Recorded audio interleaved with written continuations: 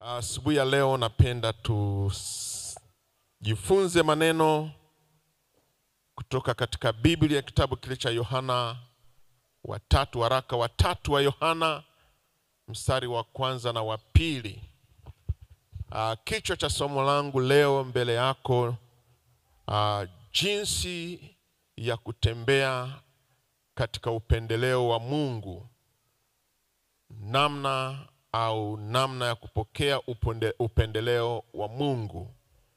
Bwana apewe sifa.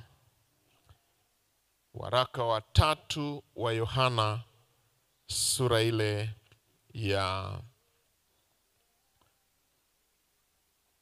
ni sura moja tu, mstari wa 1 na wa 2.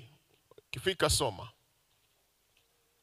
Neno la Mungu linasema, mpenzi, naomba ufanikiwe. Mstari wa 1 na wa 2. Mzee kwa Gayo mpenzi nimpendaye katika kweli. Mpenzi, naomba ufanikiwe katika mambo yote na kuwa na afya yako kama vile roho yako ifanikiwavyo. Amen. Kwa mzee kwa Gayo mpenzi nimpendaye kwa kweli katika kweli. Mpenzi, naomba ufanikiwe katika mambo yote na kuwa na afya yako kama vile roho yako ifanikiwavyo. Bwana asifiwe. Mungu anapenda kutuona tunafanikiwa, sisi waumini, sisi tumchao Mungu au Wakristo. Mungu anapenda aone tunafanikiwa kiroho na tunafanikiwa kimwili.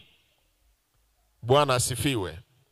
Mungu anataka ufanikiwe kiroho, lakini pia ufanikiwe na kimwili.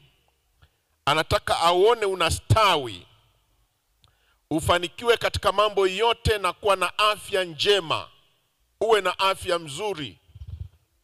Ukiwa na afya njema, ukiwa na afya mzuri, basi Mungu ataendelea kujifunua katika maisha yako. Uwe na afya njema, ufanikiwe kama roho yako ifanikiwavyo. Haleluya. Bwana asifiwe sana. Kuokoka au kumwamini Yesu Kristo, kumpokea kwa Bwana na Mwokozi, ni ufunguo wa kuingia katika baraka ambazo Mungu amezikusudia katika maisha yetu. Ziko baraka ambazo Mungu amezikusudia. Ukisoma Yeremia 29 mstari wa 11 asubuhi tumejifunza, anasema Mungu anatuwazia yaliyo mema, kutupa tumaini katika siku zetu za mwisho. Amen. Kwa hiyo unapompokea Kristo kama Bwana Mwokozi, haina maana kwamba uishi katika maisha ya unyonge, ya uduni. Hapana. Mungu anataka tufanikiwe. Bwana asifiwe. Kama hujafanikiwa, dai kufanikiwa. Chukua hatua ya kufanikiwa. Kama vile ulivyofanikiwa kiroho, ufanikiwe pia na kimwili. Haleluya. Bwana asifiwe. Kwa hiyo mafanikio ya rohoni yanaonyesha pia mafanikio ya mwilini. Ukifanikiwa vizuri kiroho, lazima utafanikiwa na kimwili. Haleluya. Sio rahisi ufanikiwe kiroho usifanikiwe kimwili. Lakini ni rahisi ufanikiwe kimwili lakini kiroho ukawa hujafanikiwa kabisa na ukaishia muda mfupi katika ulimwengu huu wa uharibifu. Roho ikifanikiwa, mengine yote yanafuatia katika kustawi. Biblia inasema katika kitabu cha Mathayo 6 mstari wa 33, utafuteni kwanza ufalme wa Mungu na haki yake, na mengine yote tutazidishiwa. Tunahitaji kwanza kuupata ufalme wa Mungu katika maisha yetu, ili Mungu aendelee kutufanikisha siku zote katika mambo mengine yote. Kwa sababu Mungu anahitaji. Ukisoma ile sura ya 6 yote, Bwana Yesu anasema waangalie ndege wa angani. Hawalimi, lakini bado wanaishi, wanastawi vizuri. Angalia makonde, mimea mizuri pale kwenye makondeni. utaona jinsi ambavyo yamemea na maua mazuri. Bwana Yesu asifiwe. Lakini Yesu anasema hivyo wewe na mimi ni bora kuliko ndege, kuliko shomoro. Sisi ni bora kuliko. Kwa hiyo Mungu anajua tunahitaji kuvaa, tunahitaji kula, tunahitaji kunywa, tunahitaji kufanikiwa. Kwa hiyo Bwana anataka sisi tuwe na mahusiano naye kwanza, ili atufanikishe katika mambo mengine yote. Bwana asiwe sana. Haleluya. Kwa hiyo tutafute ufalme. Kutafuta ufalme manake kukaa pamoja na Yesu, kutembea pamoja na Yesu, kuishi pamoja na Yesu. Kwa hiyo ile nguvu ya ndani ya maisha yetu itasababisha matokeo makubwa. Waefeso 3:20 Biblia inasemaje? Waefeso 3:20.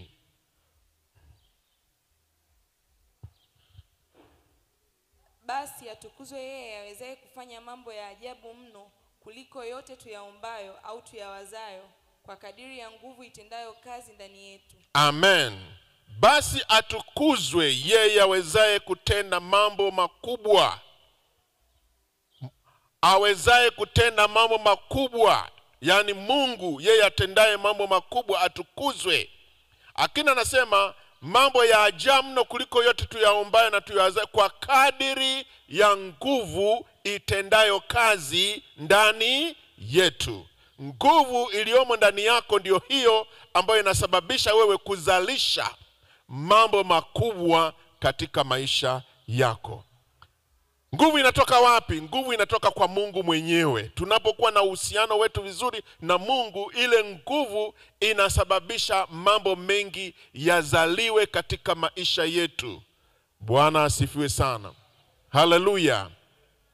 Unapita mahali ambapo hukutegemea kupita. Unapenya mahali ambapo Mungu anatengeneza njia, mahali ambapo njia labda isingelikuwepo. Vifungo vinaachia. Kwa nini? Kwa sababu ya ile nguvu iliyomo ndani yako inasababisha kutengeneza. Mungu alipo hakuna kinachoshindikana. Amen.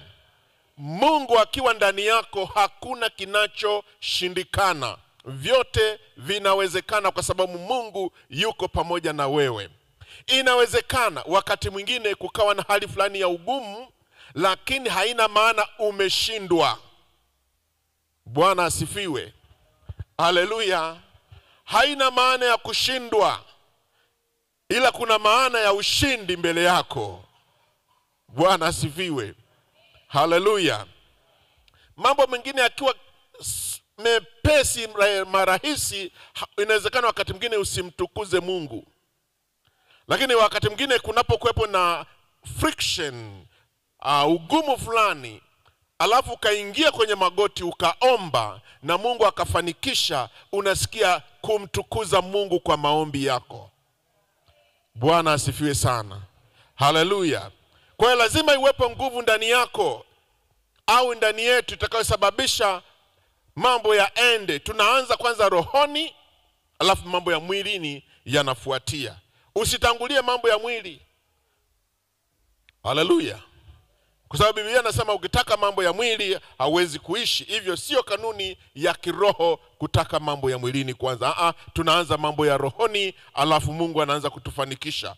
Mungu anaweza. Mungu anaweza. Tusababishe afanye kwa kadri atakavyotukuzwa ndani yetu. Kadiri atakavyoendelea kutukuzwa ndani yako ndivyo atakavyotenda mambo makubwa. Bwana apewe sifa sana. Tukiangalia nyakati mbalimbali katika Biblia ambazo Mungu wetu amezifanya, tunaona yeye ndiyo chanzo cha hatima yetu. Your destiny inategemea sana Mungu kuhusika na maisha yako. Mwisho wako wewe ni Mungu anayetengeneza. Maana yeye kabla ya mwisho yeye anajua.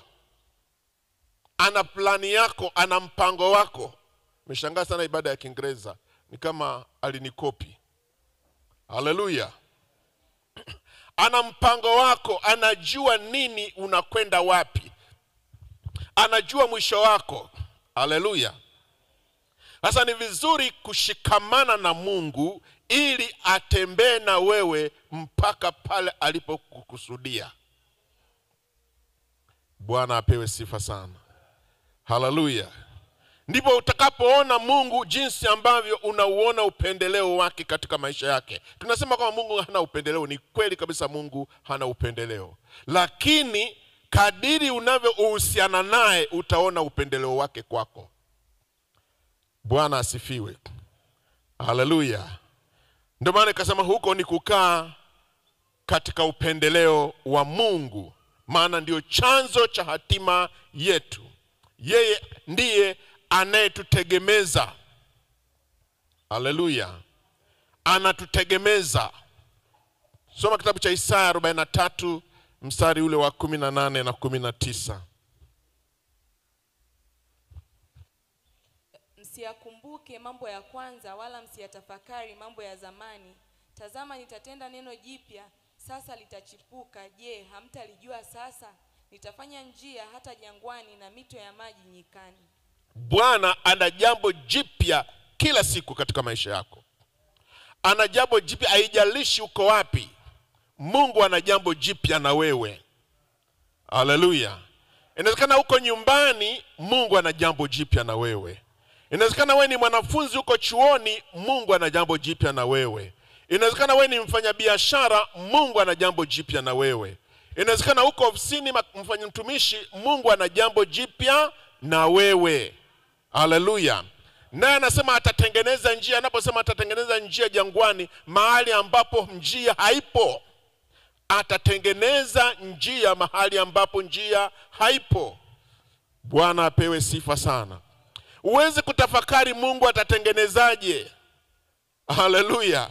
Maana yeye ni nani? Ni Mungu. Mungu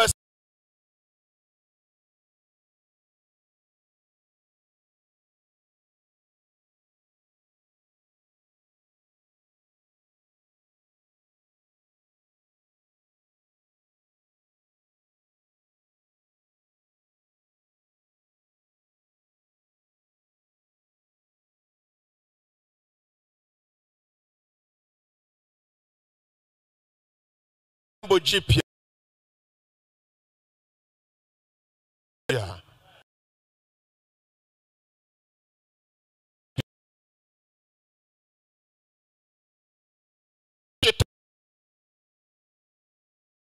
Kuvunje moyo. Haleluya. Mwambie, wewe shetani, nimekujua, hauwezi kunikatisha tamaa. Mimi ni mali ya Yesu, nitaendelea mbele. Bwana ana jambo jipya maishani mwangu. Haleluya. Jisemee hivyo tena na tena. Maana ni kweli kabisa Mungu ana jambo jipya. Atatengeneza njia mahali ambapo hakuna njia. Haleluya. Bwana asifiwe sana. Sasa nataka tuangalie baadhi ya mambo ambayo yanafungua milango ya upendeleo wa Mungu na kukutengenezea jambo jipya kutoka kwa Bwana. Nataka tuangalie machache, yako mengi, lakini mimi nataka tuangalie machache. Haya ukiyakamata, ukiyashikilia, ukiyafuatilia, utaona Mungu anatengeneza jambo jipya kabisa katika maisha yako. Mwambie jirani yako, hujaingia huko kwa bahati mbaya. Mungu ana jambo na wewe, tena jipya. Ukilifuatilia utatoboa. Haleluya. Mwambie, ukiliacha hapa utapiga mark time, kwa sababu limekujia kwa ajili yako.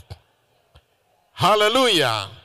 Jambo la kwanza, lishike neno la Mungu. Kweli ya Mungu. Neno la Mungu ni kweli. Amen. Neno la Mungu ni kweli. Ndio wanasema kweli ya Mungu. Kulishika neno ni kumshika Yesu. Ukimshika Yesu utatembea naye, atakuongoza.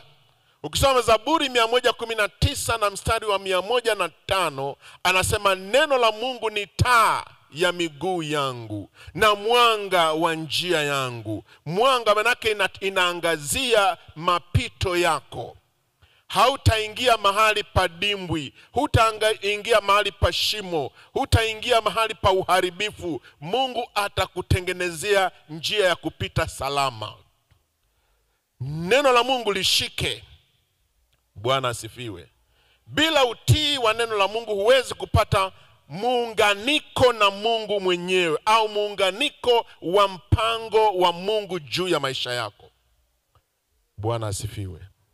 Usipolishika neno la Mungu, hutapata muunganiko wa mpango wa Mungu juu ya maisha yako. Kwa sababu Mungu ana mpango na wewe, unalihitaji lile neno lake likuunganishe wewe, ili uweze kuufahamu mpango wake, uelekee kwenye mpango wake. Bwana asifiwe. Ndio maana shetani hataki tulijue neno la Mungu, hataki tulisome neno la Mungu, hataki tulitafakari neno la Mungu, kwa sababu anajua tukilitafakari tutauona mpango wa Mungu. Bwana asifiwe. Joshua anaambiwa katika sura ile ya kwanza, kitabu cha Joshua 1 mstari wa 8 na wa 9. Hebu soma Joshua 1:8-9. Kitabu hiki cha Torati kisiondoke kinywani mwako, bali yatafakari maneno yake mchana na usiku, upate kuangalia kutenda sawasawa na maneno yote yaliyoandikwa humo, maana ndipo utakapoifanikisha njia yako, kisha ndipo utakapostawi sana.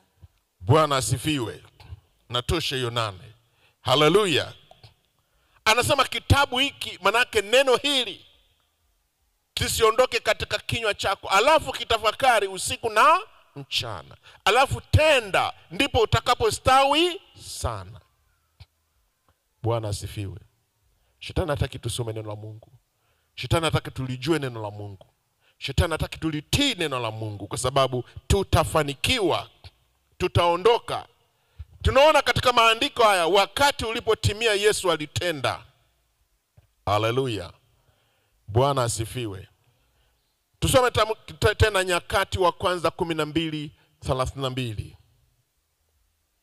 Nyakati wa kwanza 12:32.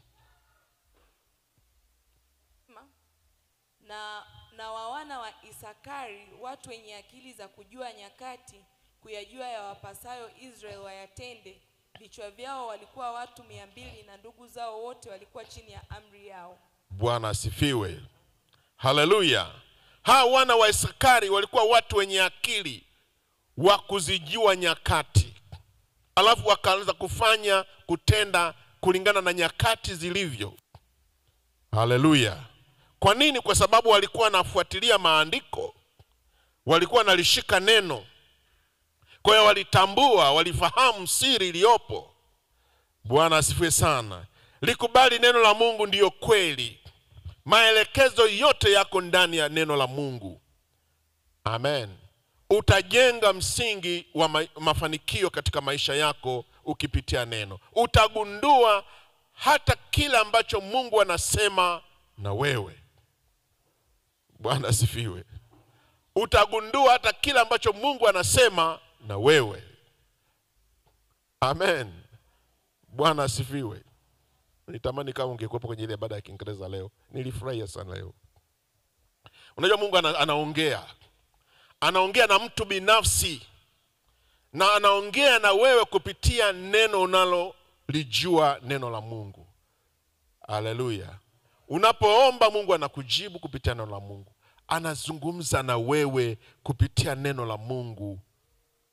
Alafu ukiwa msikivu, kilisikiliza lile neno, unasema aha, penye mashaka anakutoa mashaka. Penye kukutia moyo anakutia moyo. Penye kuonya anakuonya. Manake anakuelekeza, anakulinda, anakuguide. Kwa nini anakuguide? Anataka ufikie lengo alilokusudia katika maisha yako. Bwana apewe sifa sana. Kwa hiyo hebu lisikie neno la Mungu, lifuate neno la Mungu, kaa ndani ya hilo neno. Kweli ya Mungu itakupeleka mahali pa salama. Bwana Yesu asifiwe. Haleluya. Namba 2, yafuate maagizo. Yafuate maagizo ya neno la Mungu. maagizo ya Mungu yafuate. Bwana asifiwe.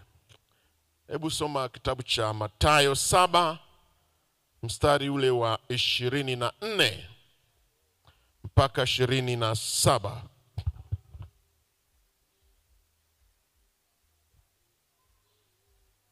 Hadi 27 inasema, basi kila asikiaye hayo maneno yangu na kuyafanya atafananishwa na mtu mwenye akili aliyejenga nyumba yake juu ya mwamba. Mvua ikanyesha, mafuriko yakaja, pepo zikavuma zikaipiga nyumba ile isianguke, kwa maana misingi yake imewekwa juu ya mwamba. Na kila asikiaye hayo maneno yangu asiyafanye atafananishwa na mtu mpumbavu aliyejenga nyumba yake juu ya mchanga. Mvua ikanyesha, mafuriko yakaja, pepo zikavuma zikaipiga nyumba ile ikaanguka, nalo anguko lake likawa kubwa. Amen. Bwana asifiwe. Anasema kila asikiaye hayo maneno yangu na kuyafanya atafananishwa na mtu aliyejenga juu ya mwamba. Kuna kusikia na kuna kufanya. Haleluya. Hivi ni vitu viwili tofauti.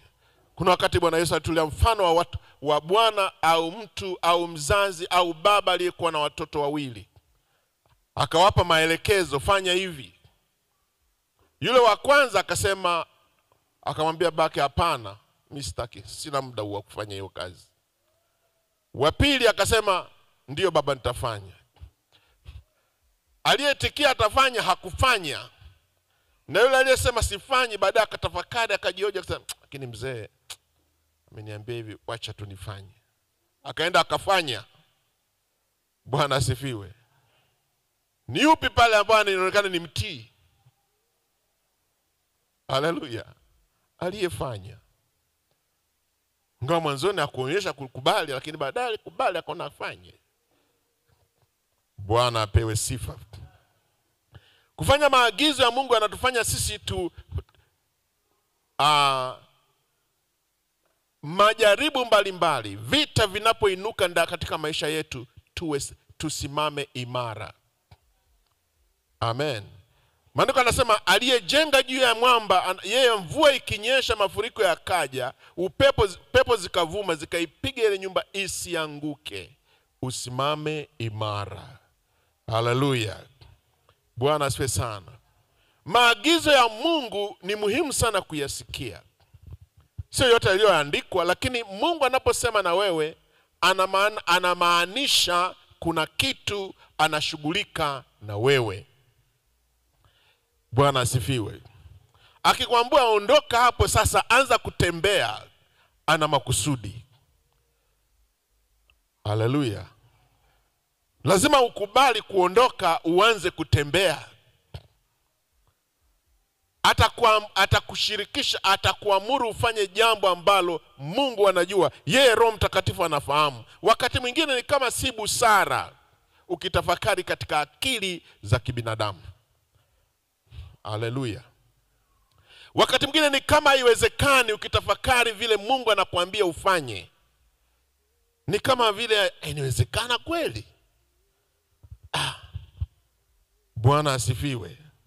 Lakini tufahamu Mungu anaonyesha njia. Mungu anaonyesha mpango. Ndio maana inatufanya sisi, kitabu cha Waebrania 11 mstari wa 6, Biblia anasema wamwendeao Mungu lazima waamini kwamba Mungu yupo na uwapa thawabu wale wamtafutao. Amini kwamba Mungu yupo na Mungu anaongea na wewe, anaongea na mimi kila siku. Kwa hiyo Mungu anaweza kukuambia kitu cha kufanya. Amen. Na wanaotunukiwa ni wale waliofanya. Amen. Fanya kwa imani. Tii, alafu chukua hatua ya imani. Kwa sababu aliyeongea naye ni wewe, na wewe ndio uliyesikia sauti yake maishani mwako. Sio wote tunasikia. Sisi kila ambacho Mungu ataongea na wewe, sisi wengine hatutasikia. Na wakati mwingine utakapoanza kuchukua hatua, wengine hawatakuelewa. Sasa Mungu ameongea na wewe. Bwana asifiwe. Sasa usisikilize sauti za watu wengine, isikilize sauti ya Mungu wako. Bwana asifiwe sana. Haleluya. Bwana asifiwe.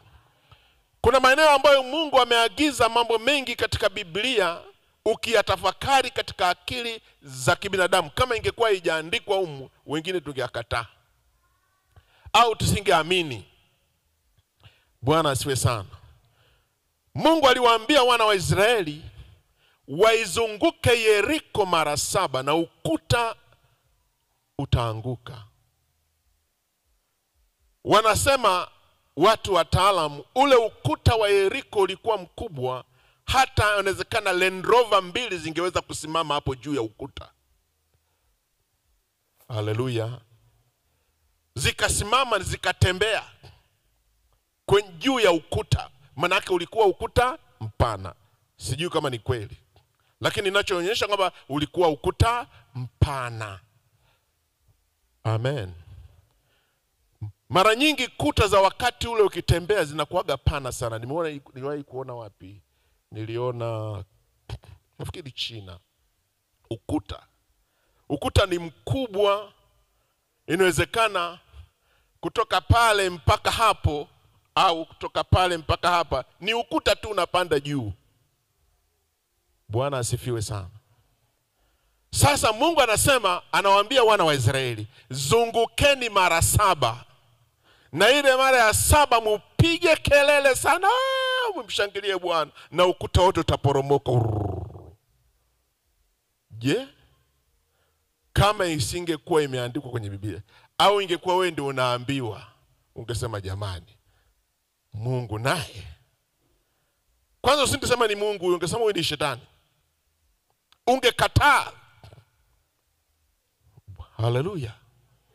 Lakini wao waliamini, walijua kwamba Mungu amesema na sisi. Wakazunguka mara ya kwanza, wakazunguka mara ya pili, wakazunguka mara ya 3. Nafikiri huko wengine walikuwa wanatazamana.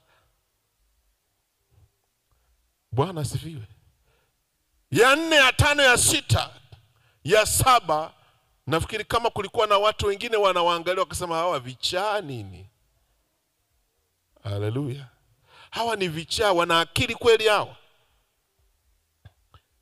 Kama mwingine angeuliza, mnazunguka kwa nini? Mnataka tuzunguke ukuta uanguke. Ya mwisho wakapiga kelele, wakashangaa, unaporomoka ukuta. Haleluya. Ukuta ukaporomoka.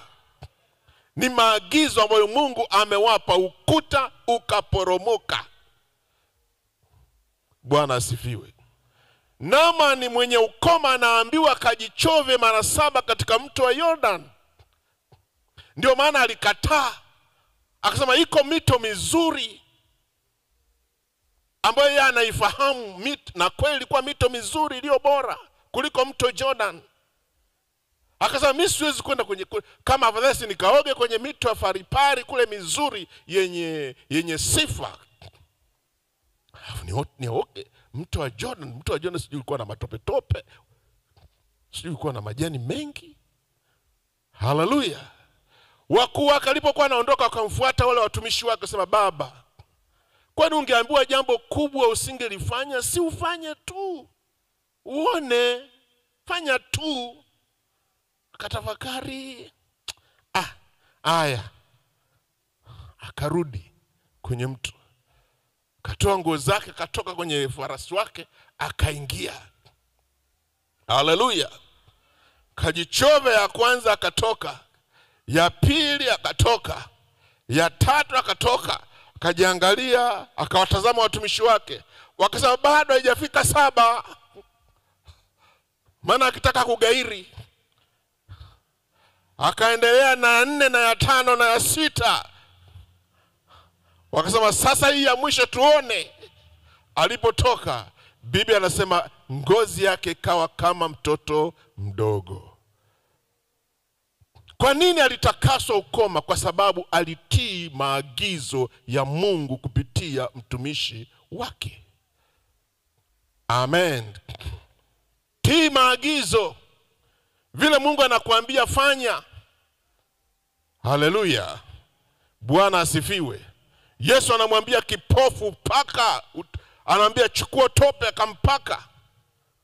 Tope ni uchafu, lakini alipopaka akaona. Bwana asifiwe. Haleluya. Kama unaona unataka Mungu akupendelee, sikiliza Mungu anaongea na nini katika maisha yako. Bwana asifiwe. Mungu anaweza kuongea katika namna mbalimbali. Yale ambayo unapaswa kufanya, wakati mwingine ni kutoa. Toa. Kama ni kitu ambacho ni cha mwisho kabisa, toa. Bwana asifiwe. Alafu mwambie Mungu, nimetoa kama ulivyoniagiza. Haleluya. Yule mjane wa Sarepta anaambiwa, kanitengenezee chakula kwanza mimi. Sema mimi nibaki kaunga kadogo tu aka na okota kuni nile nife. Nile na mwanangu tufe. Kwa sababu hakuwa na matumaini. Katika hicho kidogo mtumishi wake anamwambia, kanitengenezee kwanza mimi. Inaingia akilini. Kilikuwa kidogo, alitaka apike ale yeye na mtoto wake, kwa sababu hakuna kitu kingine, wale wafe. Alafu mwingine anasema, kwanza katika hicho kidogo nitengenezee kwanza mimi. Bwana asifiwe. Inaingia akilini. Sasa unaweza kuambia huyu mzee mchawi. Tena huyu sio mtumishi wa Mungu, maana hana huruma. Haleluya. Lakini yule mjane akamsikiliza Mungu moyoni mwake. Alipomsikiliza Mungu moyoni mwake, akamwambia, fanya kama alivyokuagiza mtumishi wangu. Kaenda akatengeneza, akampatia. Biblia anasema ule unga haukwisha tena. Wakala katika kipindi chote kigumu. Bwana asifiwe sana. Haleluya. Sikiliza Mungu anavyokuambia. Yesu akamkuta mlemavu kiwete, akamwambia kiwete, jitwike godoro lako uende. Wengine waliokuwepo wakasema, kiwete atajitwikaje godoro ainuke aende? Haikubaliki. Yule ni kiwete kwa miaka 38 au zaidi na wengine. Lakini anaambiwa jitwike godoro lako uondoke. Yeye aliyekuwa anabebwa kila wakati, anapelekwa hapa, anachukuliwa, anawekwa hapa, anawekwa hapo, na alikuwa anashindwa kutumbukia kule kwa sababu hakuna wa kumchukua na kumbebea. Lakini Mungu, Bwana Yesu anamwambia, libebe hilo godoro uende nyumbani. Haleluya. Ingekuwa wewe kiwete, ungemwona Yesu anakuletea mizaha, anakukejeli. Anasema huyu baba ananikejeli. Mimi nimemwambia hakuna wa kunitoa niingie kunitumbukiza kwenye maji siku zote. Alafu ananiambia leo nibebe godoro. Haleluya. Bwana asifiwe. Umekaa kwenye uwete kwa sababu hujachukua hatua. Mwambie jirani yako, chukua hatua ili ule uwete uondoke. Haleluya. Yule kiwete hakujiuliza. Alichofanya, aliinuka, akasikia tu miguu imesimama vizuri, mifupa imekaa vizuri. Alichukua godoro lake, akarudi zake nyumbani. Amepona. Sio kiwete tena. Alifuata maagizo. Mungu anapokupa maagizo, usiweke busara zako za kibinadamu. Usiweke elimu yako ya chuo kikuu. Haleluya. Usiweke homo degree yako na masters zako na PhD zako. Mungu ni zaidi ya hayo. Haleluya. Bwana asifiwe sana. Wakati mwingine elimu zetu zimetubabaisha na kutufanya tusipokee mambo ya Mungu. Mambo ya Mungu hayako hivyo. Kitabu cha Isaya anasema akili za Mungu ziko juu kuliko akili zetu, na mawazo yake yako juu kuliko mawazo yetu. Njia zake ziko juu kuliko njia zetu. Yeye ndiye Mungu, na ndio maana anaitwa Mungu. Haleluya. Bwana asifiwe sana. Usichukue busara zako na elimu yako ukaanza kupiga kwenye calculation. Unachukua na calculator, unaanza kupiga hesabu. Bwana asifiwe sana. Muujiza hutauona. Bwana akikuagiza tenda. Sikiliza ndani, Mungu akisema fanya. Namba tatu, samehe wengine. Toa msamaha. Haleluya.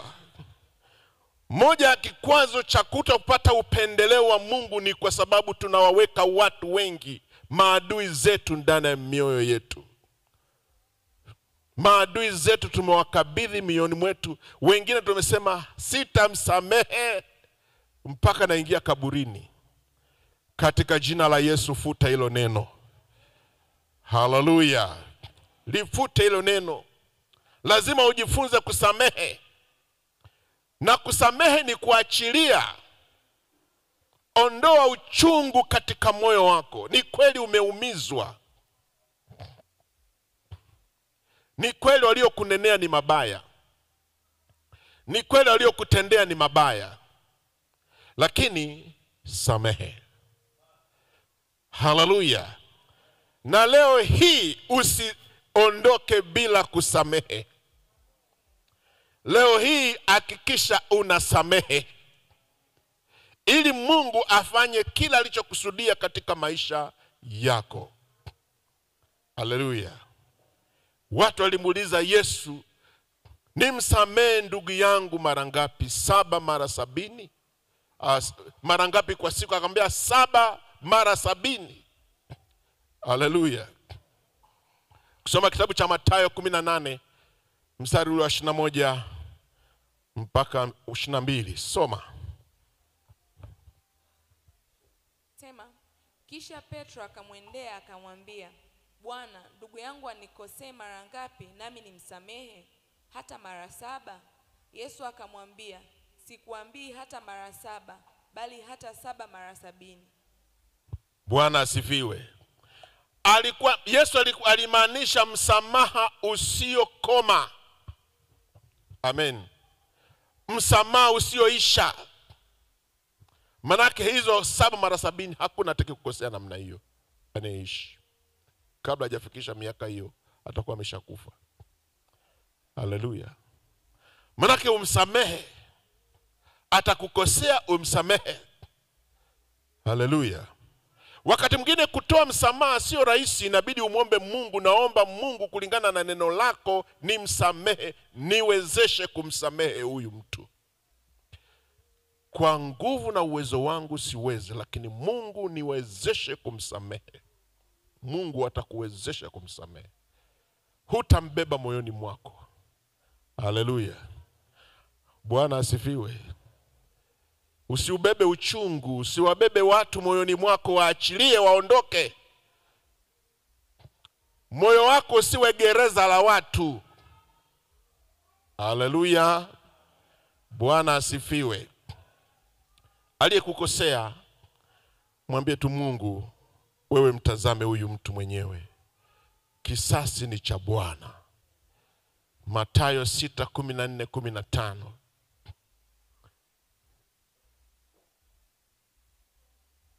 Kwa maana mkiwasamehe watu makosa yao, na Baba yenu wa mbinguni atawasamehe ninyi. Bali msipowasamehe watu makosa yao, wala Baba yenu hatawasamehe ninyi makosa yenu. Ukisamehe utasamehewa. Umeshindwa kupokea msamaha kwa sababu wewe hujasamehe. Haleluya. Samehe usamehewe. Amen. Na wakati mwingine wewe umeshindwa kusamehe, una makosa makubwa kuliko huyo aliyekukosea. Aliyekukosea amekosea kosa dogo tu. Na Yesu alitolea mfano. Akaangalia, akazungumza juu ya yule mtumwa aliyemkosea bwana wake, aliyekuwa anadaiwa. Akalia, maka aliamuru yeye pamoja na watu wake wauzwe. Akasema, akaomba msamaha, akasamehewa. Ametoka tu, amekutana hapo njiani tu, akakutana naye mdeni wake. Haleluya. Akamkuda, shika shingoni, lipa deni langu. Akanambia, nisamehe, nitakulipa. Akasema, hamna, umenicheleweshea mno. Waliokuwa wameshuhudia alivyosamehewa yeye wakabaki wameshangaa. Huyu amesamehewa mamilioni, yeye anadaiwa 10,000 tu. Macho yamemtoka. Bwana asifiwe. Haleluya. Samehe. Ilibidi wakashtaki kule. Wakasema, bwana, yule uliyemsamehe yeye anadaiwa hela ndogo, hakutaka kusamehe. Wakati mwingine tunashindwa kusamehe wakati sisi tunaodaiwa ni makubwa. Hebu fikiria yale Mungu anakudai. Je, umesamehe yale madogo waliokosea wenzio? Leo usiondoke bila kutoa msamaha. Haleluya. Kutosamehe kumekuwa kikwazo katika maisha yako. Hii imesababisha hata Mungu asikutendee kile unachomuomba, na hata kufanyia kwa sababu una uchungu moyoni. Umeweka vitu moyoni vilivyojaa vyenye uharibifu. Sasa Mungu atakusameheje? Atakutendeaje na vitu hivi namna hiyo, jinsi hiyo ulivyofanya? Bwana Yesu asifiwe. Ukisamehe leo, magonjwa yote hutapata tena. Kile kinachokuumiza kitaacha. Ule mlango uliofungwa utafunguliwa. Baraka zako zimeshikamatwa na huyo usiyemsamehe.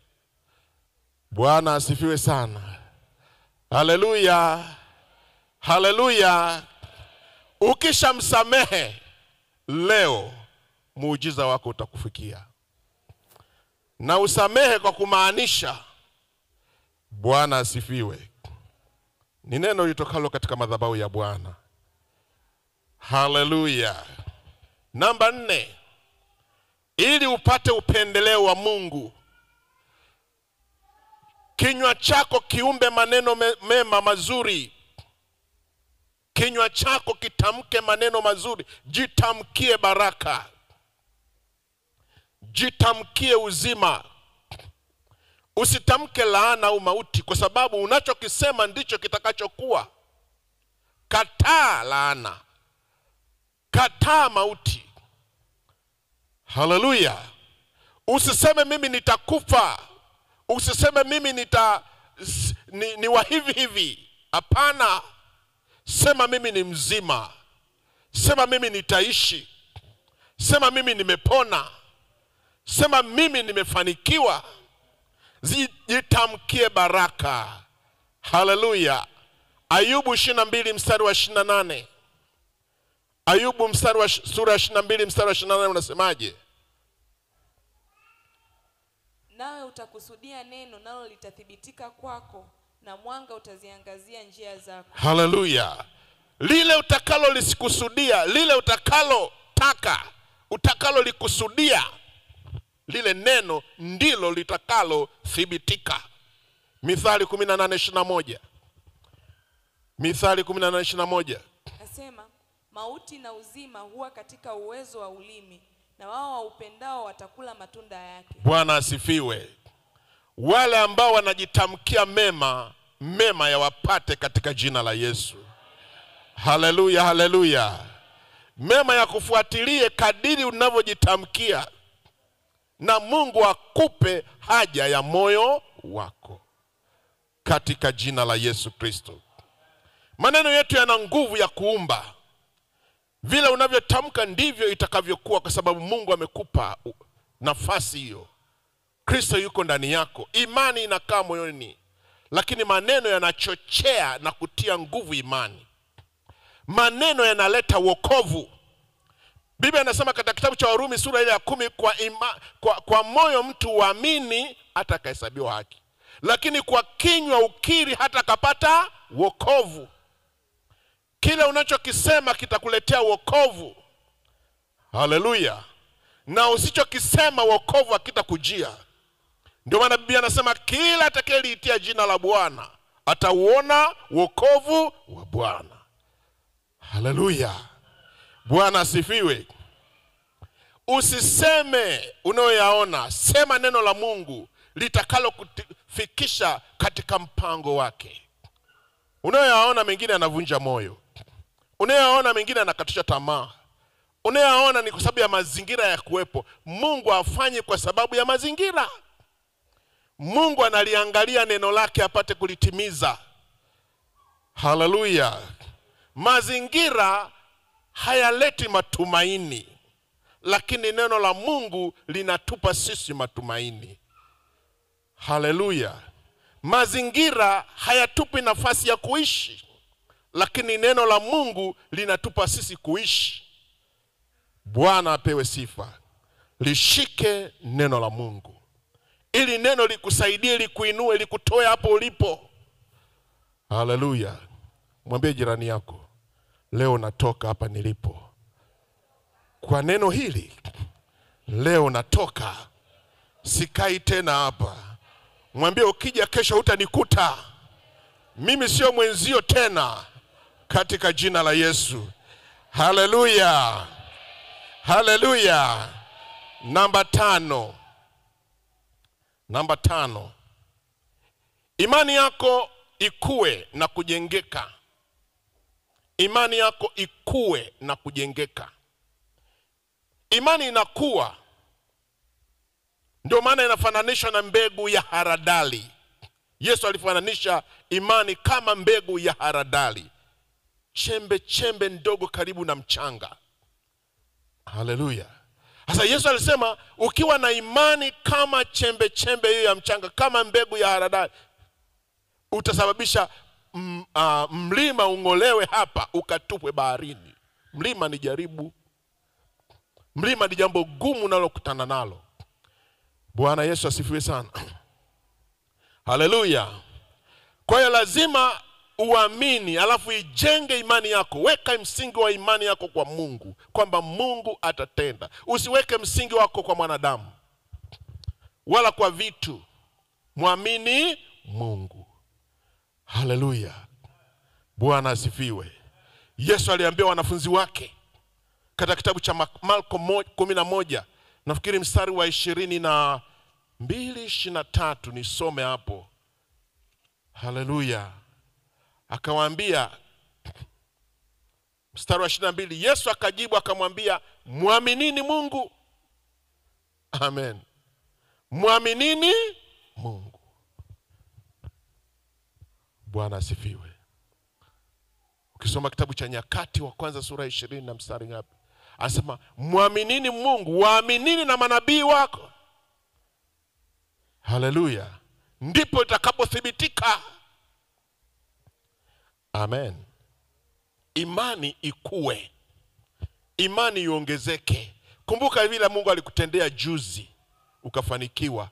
Kumbuka vile Mungu alikutendea jana ukafanikiwa. Na leo Mungu hajabadilika. Ni yule yule jana, leo na hata milele. Mungu ametutoa mahali pengine pagumu. Leo kwa nini tunavunjika moyo? Kwa nini tukata tamaa? Kwa nini tusijenge imani pale Mungu alitutendea? Haleluya. Kazi ya injili ni kukuza imani yetu. Amen. Mungu hatendi kwa sababu tuna mahitaji, lakini anafanya kwa sababu ya imani yetu kwake. Amen. Haleluya. Mungu hatendi kwa sababu anaona una mahitaji. Anafanya kwa sababu unamwamini Mungu. Kwa hiyo inawezekana ukabaki na mahitaji yako hayo hayo hivyo hivyo kila siku kwa sababu huna imani. Umenielewa? Kama unataka mahitaji yako yakutane na Mungu yaishe, muamini. Bwana asifiwe. Haleluya. Kwa sababu ya imani Ayubu alirudishiwa vitu vyake vyote. Kwa sababu katika watu ambao vitu vyake viliisha ni Ayubu. Nyumba ziliisha, wanyama waliisha, watoto waliisha. Akabaki na marafiki zake wakorofi, tena na mke wake asemtia moyo. Haleluya. Bado Ayubu akaendelea kuamini, akasema pasipo mwili huu nitamwona Bwana. Akasema, bado akaamini, bado akatumaini. Akamwambia mke wake, usiwe kama wanawake wale wapumbavu. Kwa nini alimwambia? Kwa sababu alikuwa anamwamini Mungu.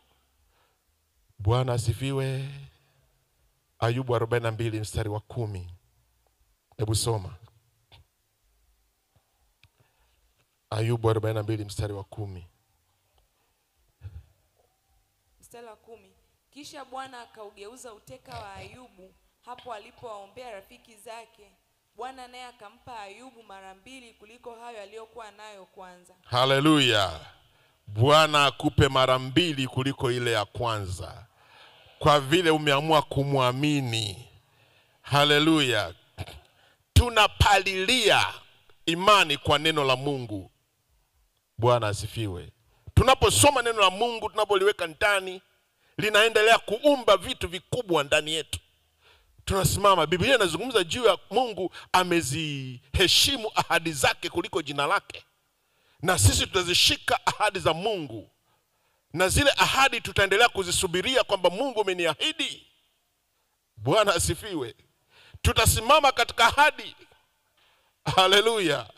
Hata kama shetani atatuletea habari mbaya, hatubabaishi. Msimamo wetu sisi ni kumwamini Mungu. Bwana asifiwe. Tutaendelea kumwamini Mungu katika maisha yetu. Muamini Mungu. Bwana asifiwe.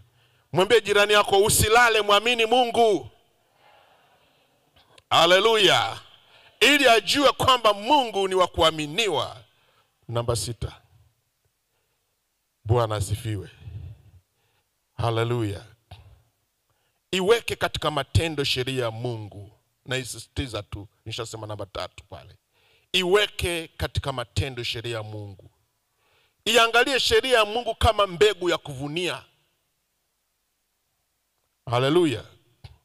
Mawazo, muda, maneno, hata tabasamu lako liwe mbegu. Amen.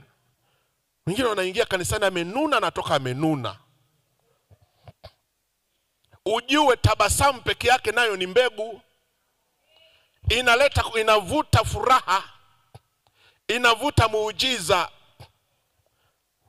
Haleluya. Bwana asifiwe. Utanuna mpaka lini? Yesu anarudi. Haleluya.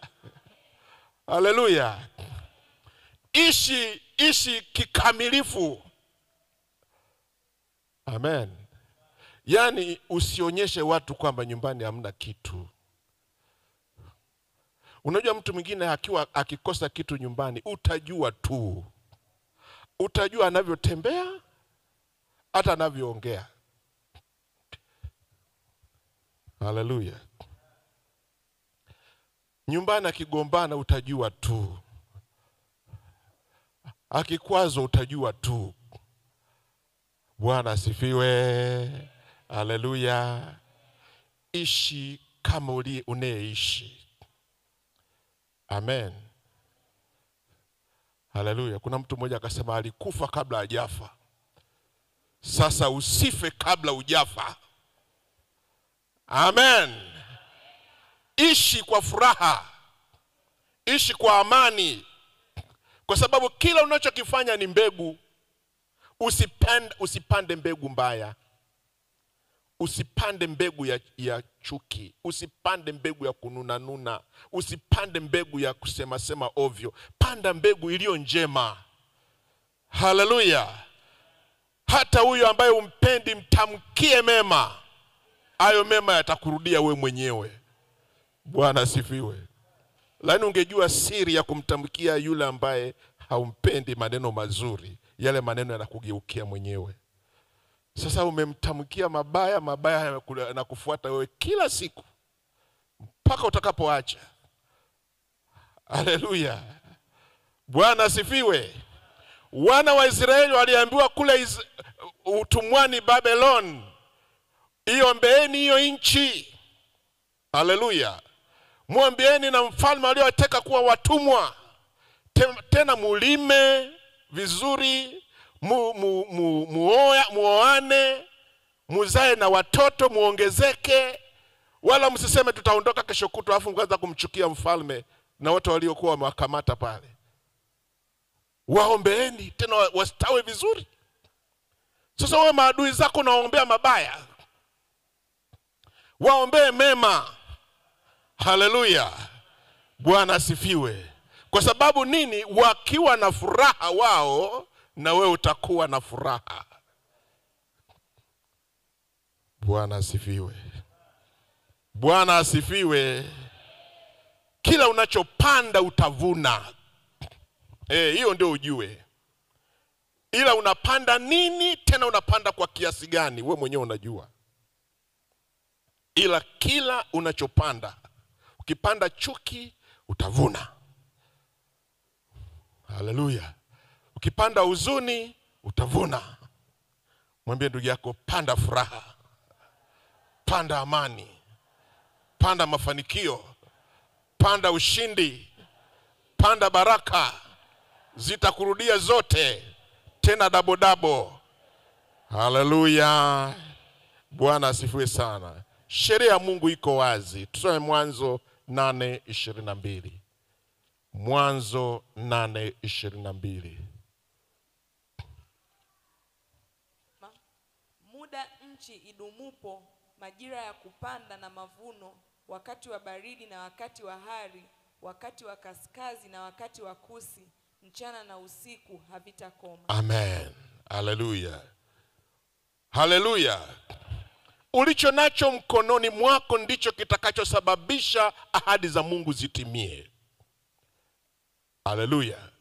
Manake vile ulivyo wewe, hivyo ulivyojiweka, ndivyo ahadi za Mungu zitatimia kadiri na ulivyojiweka mwenyewe.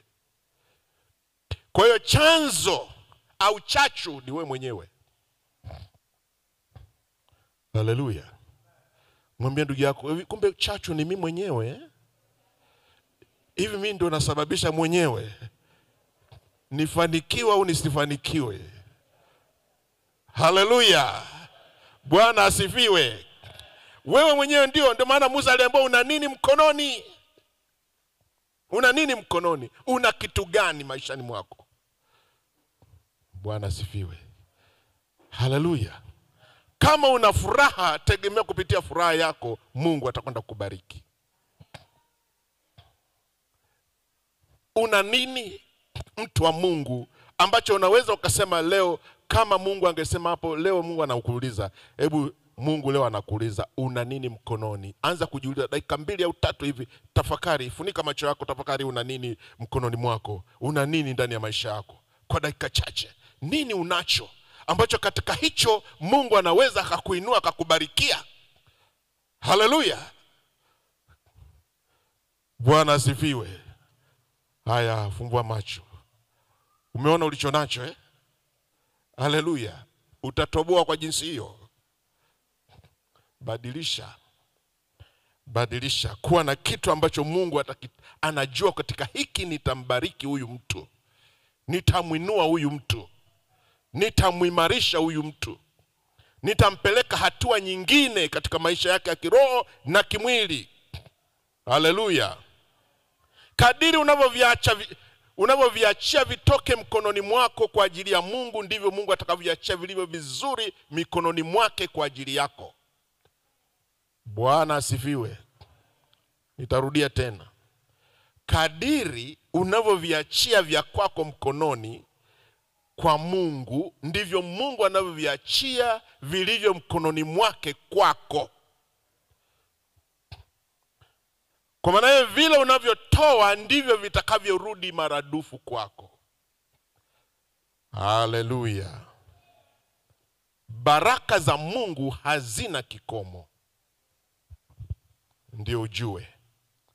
Baraka za Mungu hazina kikomo, zitaendelea tu. Zitaendelea kuwa katika maisha yako, hazitakoma. Ya mwisho, namba 7. Tunza akili na mwili wako. Amen. Bwana asifiwe. Tunza akili na mwili wako, uwe na afya njema. Hili somo nalo hili ni kubwa sana, lakini nitafundisha kwa dakika chache maana muda wetu umeshaenda. Manake jitunze wewe mwenyewe. Amen. Jitunze wewe mwenyewe. Tunza afya yako, tunza afya yako ya akili. Unajua akili nazo lazima uitunze akili yako. Usipotunza afya yako ya akili, tutakupeleka kule. Nimesikia mama amesema, haleluya, relax. Mwambie jirani yako relax. Haya maisha haya sio ya kubabaisha namna, sio magumu kiasi hicho.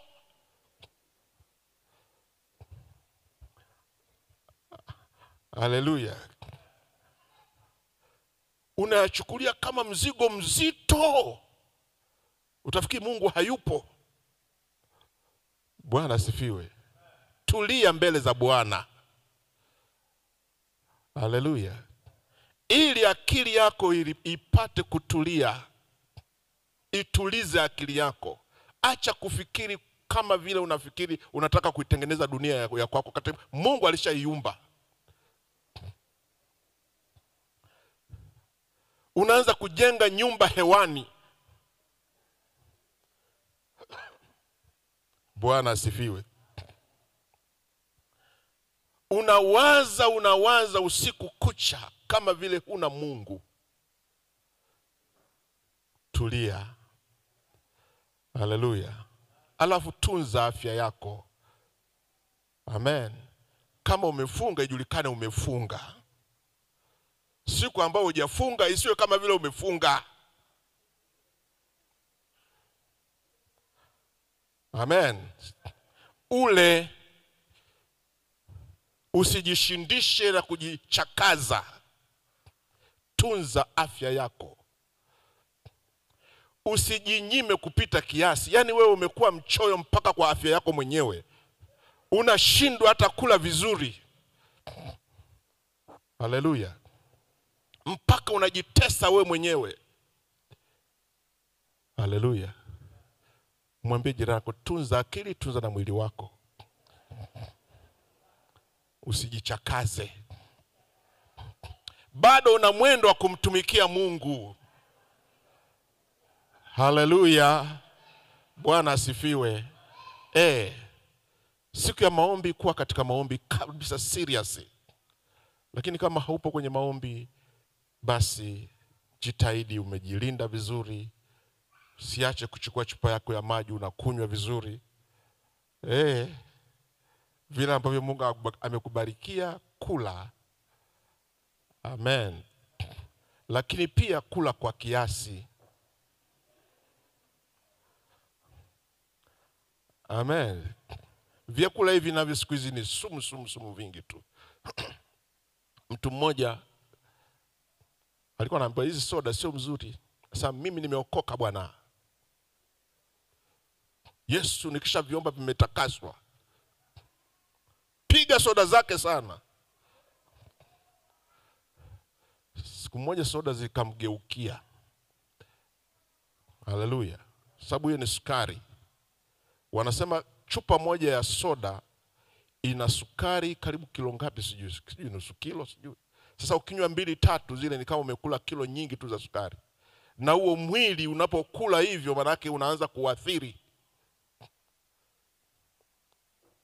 Amen. Kula vizuri. Uwe na afya njema. Amen. Sio kula kila kitu unachotaka ndio afya njema. Hamna, sio hivyo. Tunza afya yako, tunza na mwili wako, tunza na akili yako pia. Amen. Bwana asifiwe. Akili ni kama bustani, unaamini upande wa unayoitengeneza mwenyewe. Unaweza ukaiharibu, unaweza kuiboresha. Inategemea unaingiza nini kwenye akili yako na ufahamu wako. Nini unaongea, nini unaangalia, akili yako inapata madhara au inafaidika. Amen. Tunafanywa upya kwa kusoma neno la Mungu na kulitafakari. Itafakari neno la Mungu, chukua muda wa kulitafakari neno la Mungu wakati wote. Inakujenga. Unamwona Mungu wako jinsi alivyo kwa sababu akili yako imeruhusu kumtafakari Mungu. Na tafakari zisizo usiziruhusu. Amen. Bwana asifiwe sana. Kusoma kitabu cha Warumi 12 mstari wa kwanza anasema, itoeni miili yenu iwe dhabihu. Si ndio? Bwana asifiwe. Manake huo ni utunzaji wa kimungu. Wakorintho wa pili 10:5-13:6. Kila fikra ipate kumtii nani? Kristo. Manake fikra zetu zipate kumwangalia, kumtafakari Mungu. Tuwe na uwezo wa kimungu. Usijivuruge akili na mwili. Ukijivuruga akili, ukivuruga na mwili wako, huwezi kufikia mpango wa Mungu. Kwa sababu Mungu anataka ufikie mahali fulani pale. Sasa tayari umejivuruga hapa, utafika pale? Hauwezi kufika. Amen. Jipigie mahesabu na wewe. Haleluya. Ufanyage na mazoezi ya mwili, wewe unatembeaga tu. Unafanya mazoezi. Amen. Ni vizuri kufanya, unaangalia wakati gani ule. Tafundisha siku nyingine, tamleta mtu hapa bwana afya atufundishe namna ya kuishi vizuri. Amen. Bwana asifiwe. Haleluya. Kila kitu kwa kiasi. Liko tunda la kiasi. Kila kitu kwa kiasi. Tusimame.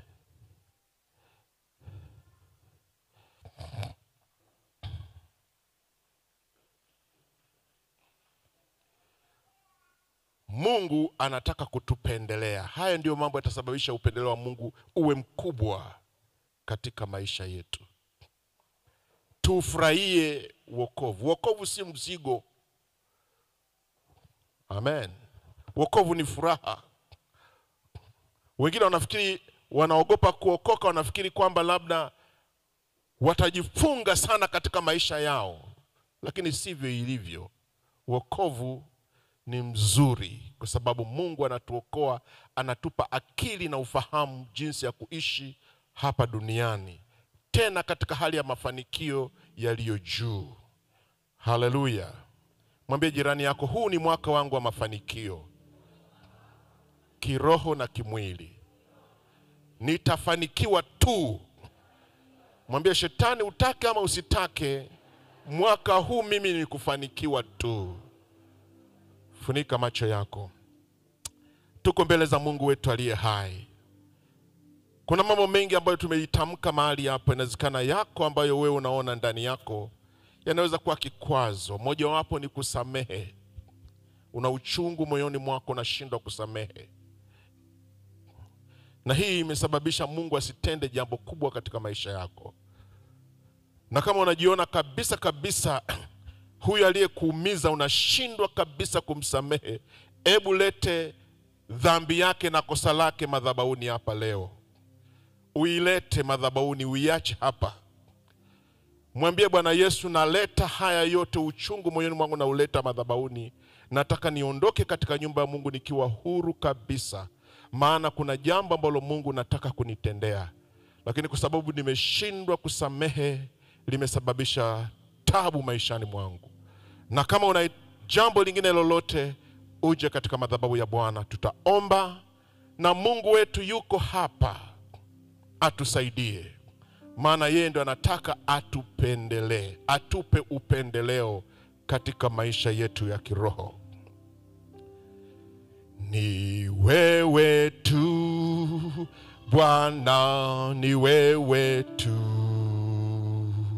Ni wewe tu Bwana, ni wewe Bwana, ni wewe tu Bwana, ni wewe. hakuna mwingine, ni wewe Bwana, niwe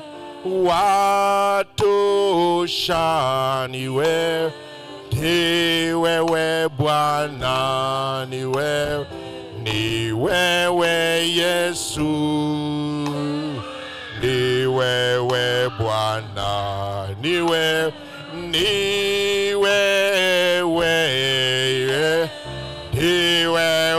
Bwana, ni wewe Bwana, ni wewe Bwana, ni wewe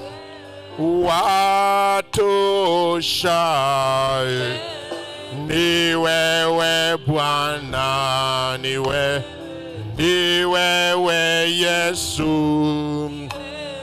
ni wewe Bwana, twakuabudu. Ni Roho Mtakatifu yuko hapa katikati yetu sasa. Hebu jiachie chini ya uweza wa Roho Mtakatifu, analihudumia kanisa lake sasa. Niwe twakuabudu, ni wewe Bwana, ni wewe Yesu, ni wewe Bwana, ni wewe. Wewe uliyefika hapa mbele, funika macho yako, weka mkono wako kifuani. Hebu nifuatishe maneno haya. Sema, Bwana Yesu, ninakuja mbele zako. Wewe unaujua moyo wangu ulivyoumizwa. Ninaomba unirehemu, unisamehe Bwana. Nimebeba mambo moyoni mwangu, nimeshindwa kuyaachilia. Leo nimefika madhabahuni pako, ninayaacha yote mahali hapa. Nataka niondoke kama nilivyo, kama ulivyoniokoa. Nitakase Bwana, damu yako Yesu inisafishe. Na achilia mambo yote, wote walionihuzunisha, wote walioniumiza, ninawaachilia sasa katika jina la Yesu. Rehema na huruma zako Mungu ziwe juu yangu Bwana. Nioshe kwa damu yako, nioshe kwa damu yako. Nifungue leo, kuanzia sasa nitembee katika neema yako na nguvu zako, katika jina la Yesu.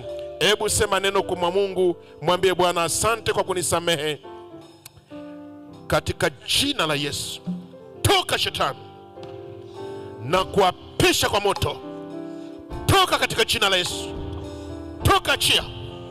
Toka achia. Toka achia kwa jina la Yesu. Toka achia kwa jina la Yesu. Toka achia kwa jina la Yesu. Moto wa Yesu, moto wa Roho Mtakatifu ukuteketeze. Toka achia. Toka mizimu. Toka mizimu kwa jina la Yesu. Toka mizimu iliyojifunika. Toka kwa jina la Yesu Kristo. Wewe ujificha na kuamuru mwachie mtu huyu. Toka achia. Toka achia. Toka achia kwa jina la Yesu. Toka achia kwa jina la Yesu. Bwana Yesu akufungue kwa jina la Yesu. Moto ukuteketeze katika jina la Yesu. Mpeleke kule. Hebu na wewe uliyekuwa huko nyuma endelea kuomba. Baba, tunakushukuru katika jina la Yesu. Asante kwa neema yako, kwa nguvu na kwa utukufu wako Bwana. Takasa roho, takasa nafsi, takasa mwili, takasa kila neema Bwana. Wafunike watoto wako Bwana. Nguvu zako Mungu zikapate kuwa juu yao. Watetee na kuwashindia. Wape uwezo na nguvu ya kuachia uharibifu wa kila namna. Bwana Yesu, mpe roho ya msamaha, roho ya kuachilia katika jina la Yesu. Bwana Yesu, atakase Bwana, waponye katika jina la Yesu. Wajalie neema ya kuponya na kupokea uzima katika jina la Yesu Kristo. Bwana Yesu, atakase, nguvu ya msamaha ikawe ndani yake. Achilie aliyo moyoni mwake katika jina la Yesu Kristo. Bwana Yesu, takasa nafsi yake, roho na mwili kwa jina la Yesu. Akaachilie katika jina la Yesu Kristo. Bwana akaachilie yote Kwa damu na jina la Yesu Kristo, neema yako Bwana, roho ya uchungu ikaondoke katika moyo. Kwa jina la Yesu Kristo, kamjalie kuachilia yote. Bwana Yesu Kristo atakase, damu yako Yesu Kristo ikamfunike, akaachilie kila uharibifu, mamlaka zote za giza. Weka mkono wako kule moyo ulipokuwa. Sema, Bwana Yesu, asante kwa neno lako Bwana. Nijalie neema ya pekee ya kutembea katika neno lako Kristo, ili nipate kuzaa matunda katika maisha yangu, na mpango wako mwema uliokusudia juu ya maisha yangu upate kufanikiwa. Hebu kila mmoja awe na neno la kusema mbele za Mungu. Tena muombe Mungu, mwambie Bwana, nitetee, nishindie, ili nitembee na wewe Bwana, nione weza wako na nguvu zako maishani mwangu. Baba, ninakushukuru. Asante Roho Mtakatifu uliyepo katikati yetu, Bwana. Asante kwa sababu Mungu umekusudia mema juu yetu. Nguvu zako Bwana zikatujilie kwa nguvu, tukauone utukufu wako na mamlaka yako Bwana. Asante kwa neema, asante kwa ukuu wako Bwana Mungu wa majeshi. Tunarudisha sifa na utukufu mbele za uso wako Bwana, kwa yale mema uliyokusudia na uliyoyatenda katika maisha yetu. Tunajikabidhi mikononi mwako Bwana, tukikabidhi hata na kipindi kinachofuatia kuanzia saa 9 cha kusifu na kukuabudu Mungu, na kuleta urejesho maishani mwetu, katika jina la Baba na Mwana na Roho Mtakatifu. Kwa jina lake Yesu Kristo ninaomba na kushukuru. Amen.